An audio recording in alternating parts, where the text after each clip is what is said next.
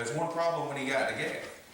Gath was the home city of Goliath and his family. Now we remember back that David killed Goliath with a sling and a stone.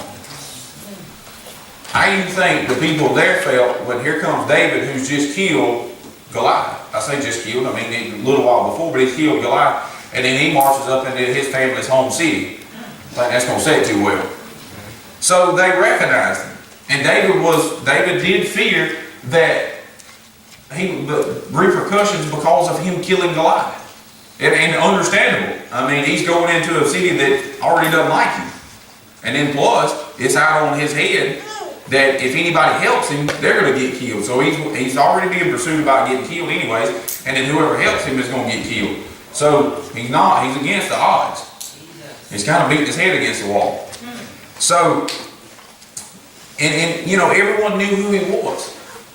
So David goes before the king of Kish, and Brother Joe, when you don't know a name right, you just say it real fast and it sounds right. That's kind of what I'm doing this morning. So we'll deal with that. But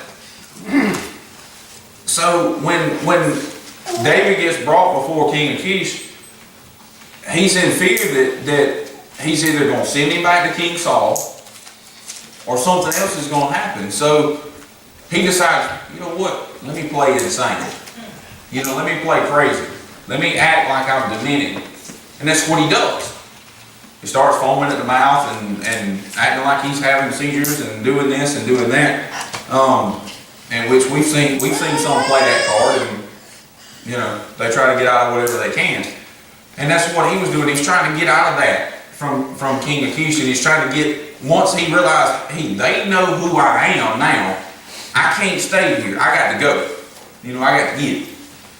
So David done that, and King Kish didn't want anything to do with it, because he was in fear of King Saul killing him for helping King David, or at least thinking he was helping King David. Because at the rage that King Saul's got, he's going to say, you help me. I don't care what nobody else says. You help me, you're going to die. Okay. Period. So he fled to the cave of Adullam. Well, it's about 10 miles southeast of Gath. Well, you know, for us today, 10 miles, you go that about 10 minutes, right? Well, he's walking, so it took him a little while. And it's about 16 miles southwest of Jerusalem. So that gives you kind of an idea of where this cave's at. So, you know, he's a fugitive. Nothing's going right. He feels like everything's going against him. And he's going to this cave in the middle of nowhere with nothing, with nobody. But we see in Scripture that these people become attracted to David. They come to him. His family come to him in a cave in the middle of nowhere. You know, these people, and it finally numbered about 400. So we can relate to David in this time where he's trying to get away from King Saul, because King Saul's trying to kill him, and he says, well, let me go over here. Maybe I'll be safe. Nobody will recognize me. And time he gets to this city and feels safe, people start recognizing him as David. And then they bring him before the king, and the king knows who he is. So he's like, you know, I got to do something. I got to get out of here. Because he feels like everybody's against him. He feels like nobody's looking out for him. And he probably at this point in time says, you know, God's turning his back on me. You know, he probably feels like that at this time. So, but we see that even though David feels like God's turning his back on him, we see that even though things are going against David, these 400 people come into this cave in the middle of nowhere, and David becomes their leader. Kind of ironic, right? He feels like everything's against him. He feels like he's being oppressed, but he becomes the leader of 400 people. Amen. So, number one, we all have those times that we feel like everything is going backwards. We feel like everything is going backwards. We feel like that storm. And I'll give you an illustration. You know, I got a 2-year-old in the house, so we got to relate everything to cartoons.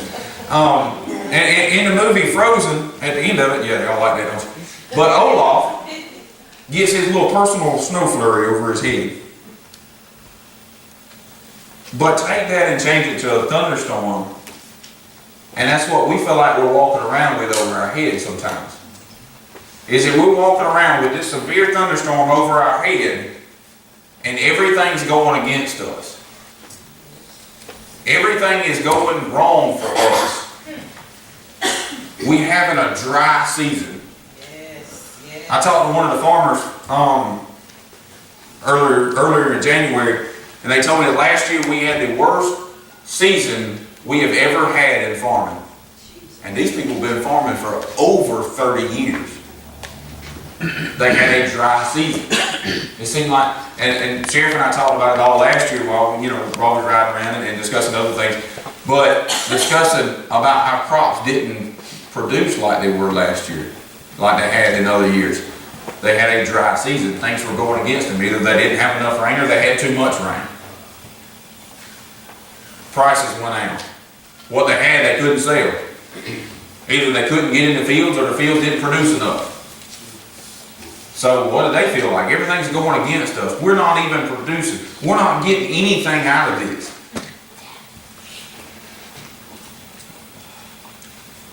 And during those dry times, during those dry seasons, easy things become hard.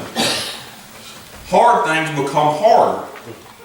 And some things seem downright impossible. But there's no such thing as impossible with God. We remember that.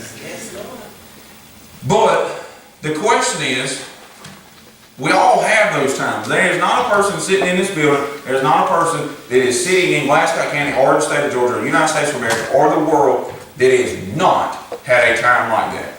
That has not had a dry season. But the question is, where do we find ourselves during these dry seasons? Number one, do we spend more time with God?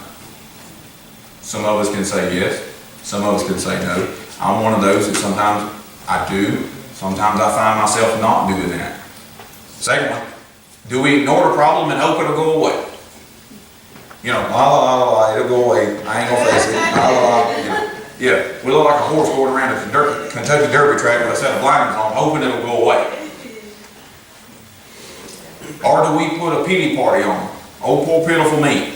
I'm the only one that's ever had a problem like this.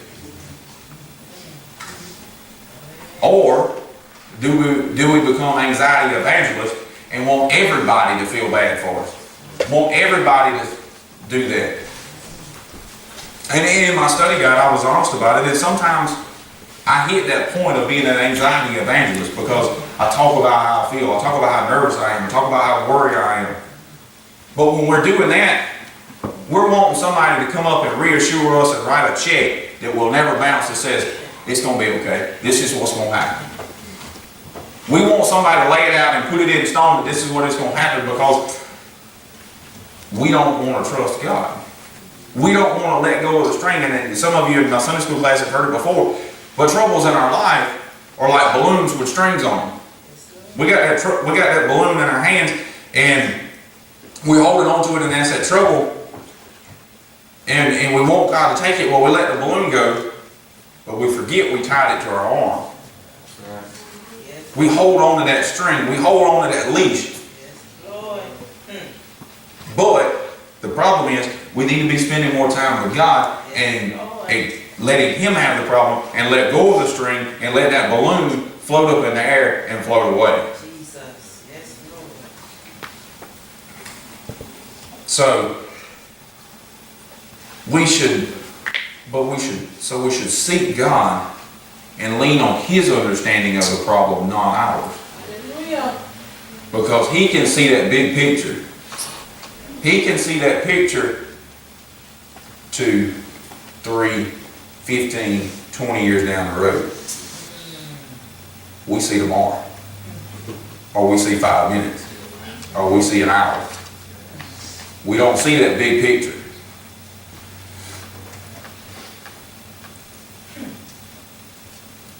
dry seasons. We all have those. But then in amongst that, in and amongst our life, we have people that are attracted to us. And I don't mean physically attracted to us. We have people that are attracted to us. How many times have you had somebody in your life that you really have nothing in common with at all, but they come into your life and you just click? You just click with that person. Just by coincidence? Doubt it.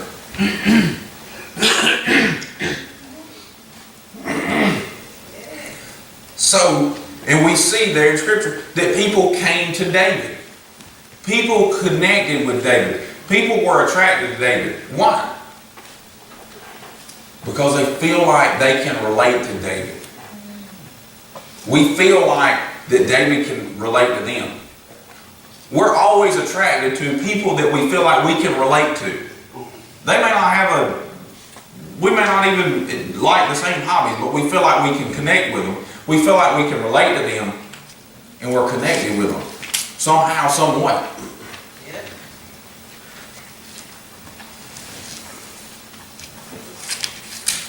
And even though we're attracted to certain people, people are attracted to us. And it may not have anything to do with us doing anything for them. It may be the fact that God's got a reason for them to impact us later on in life. And I wrote in my study guide 3 names of people that come to me that I knew had an influence in my life later on. Number 1's my boss. I knew he was going to have an impact in me at some point in time. Sometimes it was a physical impact. Or he wanted to anyway. And I say number 1 of them. Another one is Colley Top. Myself and Colin, other than church, our lives are nothing alike, or had been nothing alike. Let me put it that way. Now they're a lot alike. But the influences that Colin has had in my life has been unsurmountable. And we've only known each other 3 or 4 years. And last but certainly not least is my wife. Now there's been some physical impacts in that one. Not just thoughts.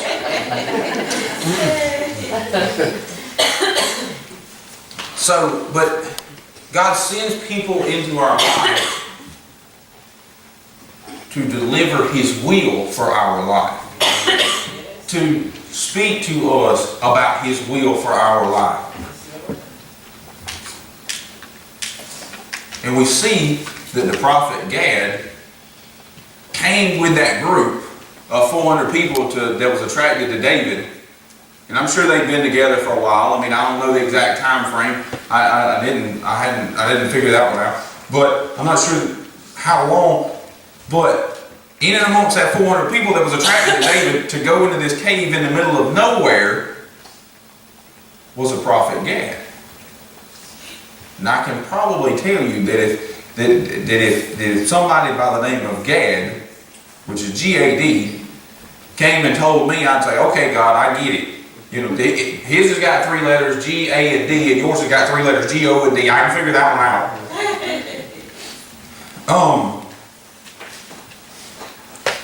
He told him to go to Judah. So he sent him. That Gad was attracted to David, but for later on, for God to use Gad to tell David where to go. To tell David the will and the direction for his life. That next step. I think me and Kyle talked about it before. God's going to give you one step. God's going to give you a direction. But He's going to give you one step. But the problem with us is when we take half of that first step, we want to go ahead and know the next one before we complete the first step. It's like I was putting together a car at Christmas time. And I wanted to know I started out with what it was supposed to look like, left the directions over here. Yeah, after about step 4, I had to go get the directions and try to figure it back out. But sit back and think about the people that God has sent in your life. And it may not even be somebody you talk to every day. It may not be somebody you talk to once a week. It truly may be somebody you've seen one time. It may be somebody you've seen twice. I can tell you this, I got a friend of mine that I met about 4 years ago. At that point in time, I'd have never known that he was going to be influential. And this is not Colin or anybody, but I got a friend of mine, and Jennifer just met him the other day, but I got a friend of mine that I met about 4 years ago through one instance we had, and me and him have become friends, but he has been very impactful for me in the last week.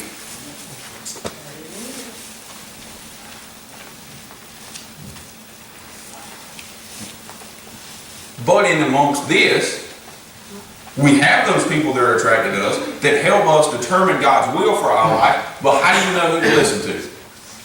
You can't just listen to everybody that comes into your life. That's right. You can't listen to everybody that says, hey, you need to do this. You can't listen to everybody that says, hey, I think you ought to do this. I think you ought to talk about this. I think you ought to go get this job. I think you ought to marry this person. We can't listen to everybody. But a good way to figure out who you need to listen to is he or she speaks the truth and never knowingly contradicts Scripture. He or she always speaks the truth, and when I say truth, I mean not what you want to hear, but what you need to hear.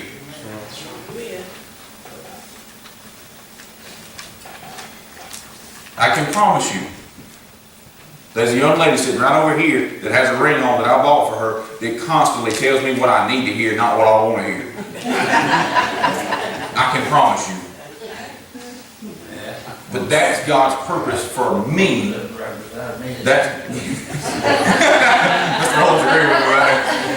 But that's God's purpose for her in my life. And I hope she still does the same thing when we sit in our rocking chairs on the front porch drinking a cup of coffee.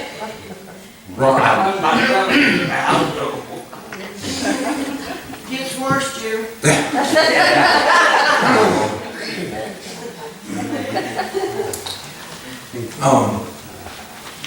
But God, and in and amongst that, in and amongst the people He brings in your life to teach you something, be careful. Because He actually may be training you to lead somebody else. There's a quote on that Jennifer put on the refrigerator at home. And it says, and I may be paraphrasing, I know I'm paraphrasing because I can't quote it word for word. Don't pray for God to direct your path if you're not willing to take the first step. Don't be praying for God to direct your path if you're not willing to take the first step. Because, be ready, because you're not always in life, and in our Christian life, you're not always going to be the one receiving direction. At some point in time in your Christian life, in your Christian walk, we are going to be giving direction. Because remember, it's not about what God can do for us. It's what we can do for God. Yeah. Period. Because myself and other preachers have had this discussion, and far too often in our churches in America today, is that people walk through the door saying, what can I give? Not what can I give? What can I do to benefit God? What can I do to benefit the church? The question's not asked much no more. It's what can God or the church do for me? So we're not always going to be the ones that get the direction. We may be the one that God has trained up to give the direction.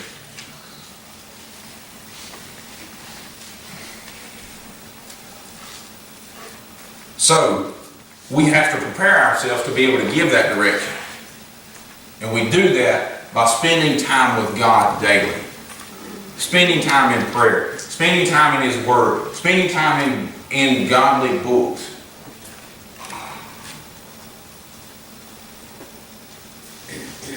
So we know Him better. Because if we don't know Him, how can He use us to provide somebody His direction for their life? If we don't know Him, we don't know what His characteristics are.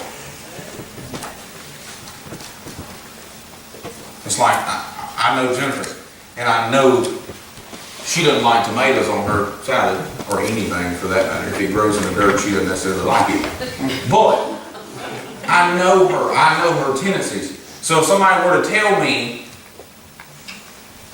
that Jennifer ordered a cheeseburger all the way, I'd say you're lying. I know her characteristics.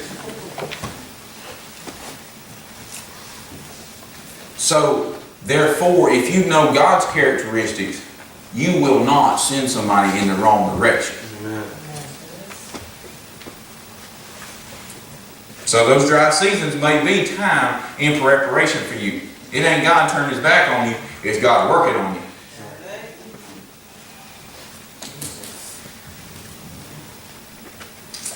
In the last section, during those dry seasons, during those dry times, David ran from God. But, there's always a but in there. David ran from God, but He still used him. Even though David turned his back on God and ran away from God, He still used him.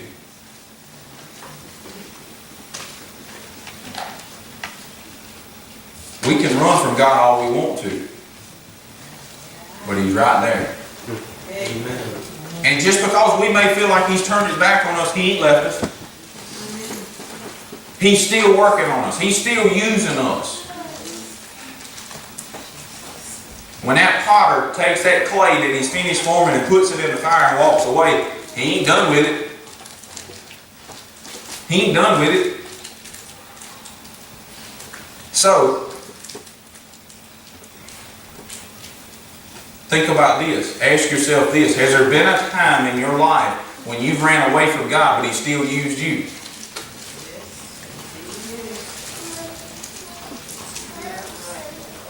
And I'm sure He doesn't mind me saying this. Brother Dean was 27 when he got shot. And to listen to his testimony and Miss Linda's testimony about the incident, he was pretty much running from God during that time. But look at what God has done by that man running from God. You look at the number of people he has impacted. Now, I'm not saying this is giving you a free rein to run from God. That's not what I'm saying. But the times that you run from God, God is going to use you. He catches you. Exactly. And kind of like I see some dogs sometimes. They run and run and run and run, and then they get in a leash. And then they turn a backflip. And you got to go back the other way. And sometimes God does the same thing with us because we run and run and run and run. And we get to the end of that run, we can't go no farther.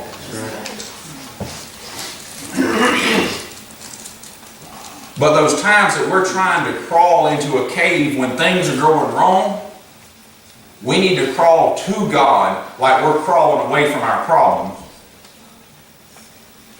Crawl to God like we're crawling away from our problems. And there's a couple ways that we deal with those dry seasons in our life. Number one, find comfort in God's people. How often do we hear, I believe in God, but I don't need to go to church? I believe in God, but I don't need to go to church. If it were not for my church family, they would not be able to get through the things that I get through. Because God brought every person that belongs to this church into my life for a reason. Amen. Because at some point in time, every person in this church has comforted me because of something. God gives us those people to lean on during those hard times, during those dry seasons. The second one, when we have that dry season and we think everything's going against us, we can run to a cave, that's fine. But make sure that refuge is in God. That cave is in God. Not somewhere out in the middle of nowhere in a bar at the bottom of a bottle.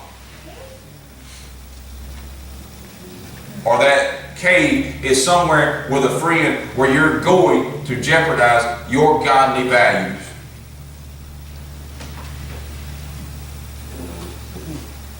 Seek refuge in God's presence. Seek refuge in God's presence. I've came up here several times over the course of being a member here and sat right there. And a soul in here, but me and God. And you would be surprised at what you can be told when you don't say a word. Amen. When you're in God's refuge, not yours. And those are the keys to survival of those dry seasons. Those are the things that will progress us through those dry times. Those are the things that will hold us true during those hard times. Those will be the things that holds us true when the skies turn black. Skies turned black on Jesus Christ, but he didn't turn his back on God. He sought refuge in God. Amen. Because if you trust God and you trust him and lean on him during those hard times, and you lean on him during any other time, who knows what God can accomplish through your life? Who knows what God can accomplish through your life and through the people that he brought in your life?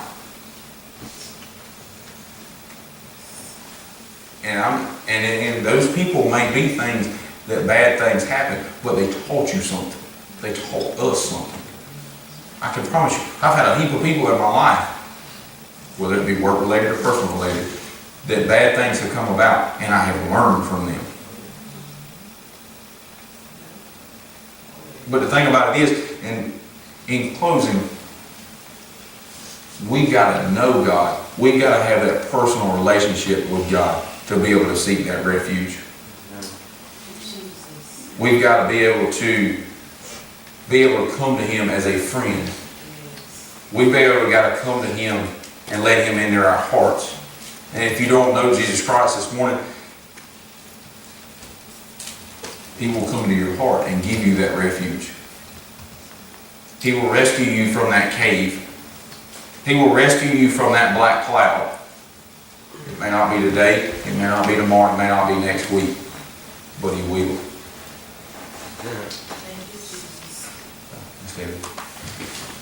Miss Debbie comes forward and Miss Martha. Yes.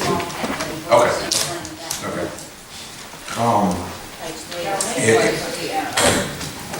Miss June? Just as I am, 307. Oh, yeah, Miss June got it.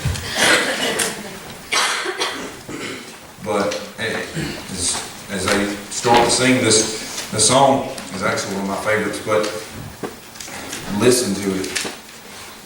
Just as you are. You don't have to go through the door. You don't have to clean up before you can come up here. You don't have to get things right before you come up here. You ain't got to do anything but come up here and give your heart to God. Amen. Period. God.